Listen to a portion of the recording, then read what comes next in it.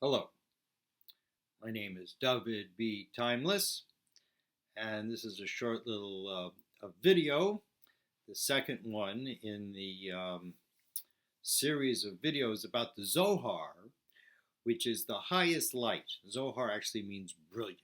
It's the highest light of the entire Jewish teaching. So I thought it'd be appropriate, I have a little prop here, that this is the Zohar.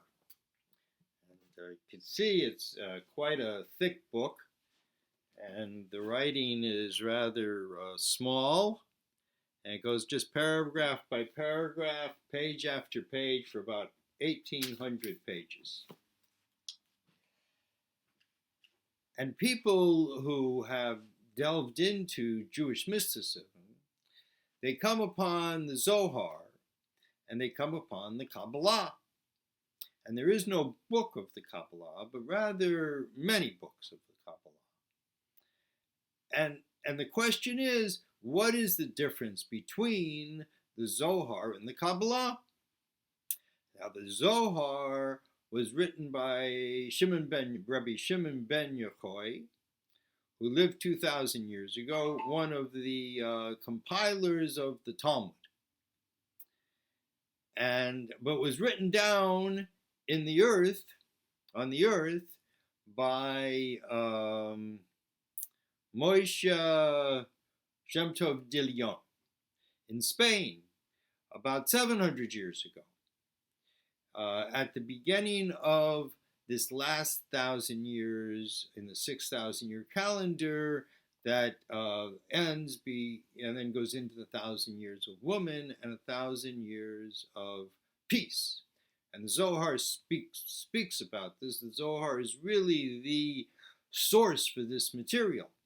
But the thing is that Rabbi Schimon, when he lived 2,000 years ago, was right around the time when the Romans were destroying Eretz Yisrael, the land of Israel, the promised land, and renamed it Palestine and kicked all the Jews out.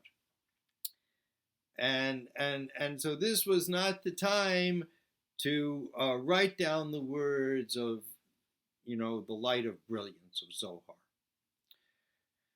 Rabbi Shimon wrote it in heaven. And then about, 1,000 years later, transmitted this work down to the earth.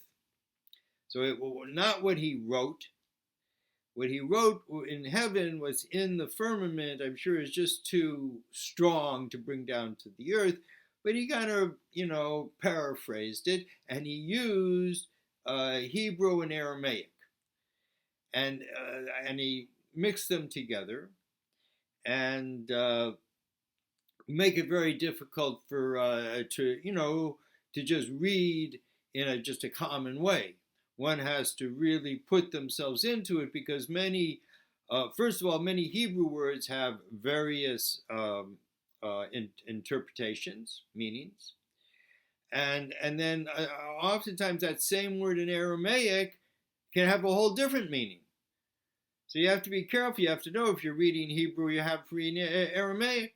And one of the most obvious examples of this is the word ein, which means no in Hebrew and yes in Aramaic. So and it's also written in a kind of a very oblique way, obscuring really what it's trying to say. So the question is, so why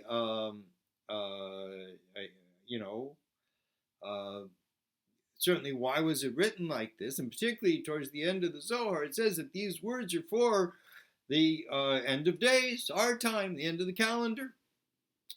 And so that's where the Kabbalah comes in. Because no one could understand the Zohar, even though it was brought to the earth and everyone realized this is Rabbi Shimon from 1,000 years ago. No one could really understand the meaning of the Zohar. You can understand the words, but not the meaning. What's it referring to?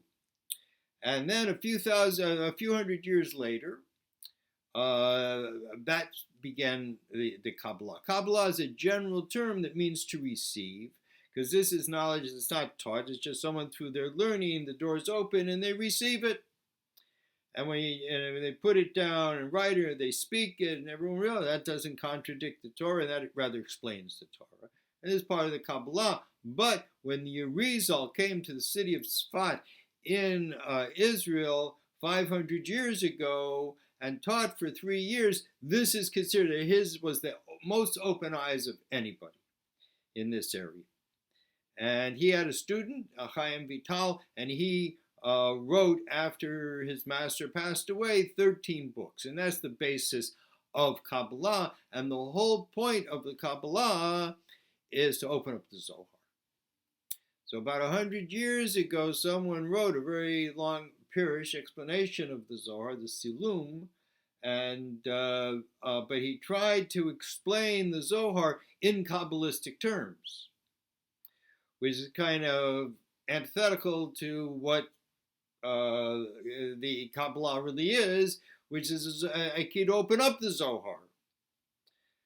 So, and to this point now, people have been unable to understand the meaning, really the meaning. It sounds nice and everything. What's it talking about? So that's what I have broken through to, and we'll talk more about that in the next video. See you then.